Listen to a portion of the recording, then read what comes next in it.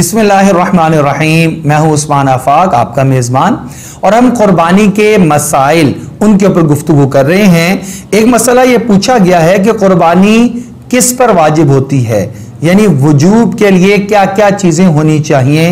तो ये समझ लीजिए कि दो तीन चीजें ऐसी हैं कि उस इंसान ने अगर वो अमल या वो काम किया हुआ है तो उसके ऊपर कुर्बानी वाजिब है। सबसे पहली चीज ये है, अगर किसी ने मन्नत मान ली कि अगर मेरा फलां काम हो गया तो मैं अल्लाह के रास्ते में कुर्बानी दूंगा, उसकी ये मन्नत की वजह से कुर्बानी वाजिब हो जाएगी।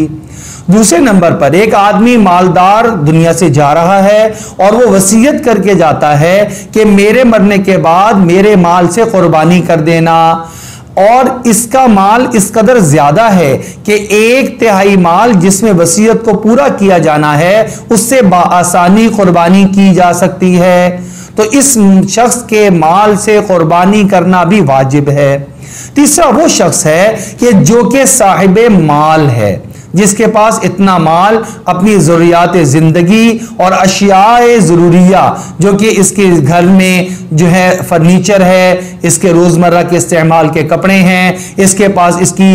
इस्तेमाल की सवारी है, इसके इस्तेमाल का घर है, इन चीज़ों से ज़रूरत से ज़ायद अगर उसके पास इतनी रकम मौजूद है कि जिससे वो कुर्बानी कर सकता है, 52.5 तोले चांदी या 7.5 तोले सोना इसके बकदर उसके पास माल मौजूद है, इसके ऊपर साल के गुजर जाने की शर्त नहीं है, वो ज़कात के अंदर है, सदकातुल फितर के वजूब में और कुर्बानी के वजूब में साल का गुजर जाना माल पर जरूरी नहीं होता, बल्कि साहिब निसाब उस दिन में भी अगर मौजूद है तो इसके ऊपर कुर्बानी करना वाजिब हो जाता है। लिहाजा ये तीसरी शक्ल है, एक आदमी के पास इतना माल मौजूद है कि ये कुर्बानी कर सकता है और ये जरूरत से जायद चीजों की कीमत भी लगाई जाएगी, तो इसके ऊपर कुर्बानी करना वाजिब हो जाएगा। अल्लाह जल्ले शानु से दुआ है, अल्लाह रब्बुल इज्जत हमें कुर्बानी के वजूब को आसान अंदाज से अदा करने की तौफीक अता फरमाए।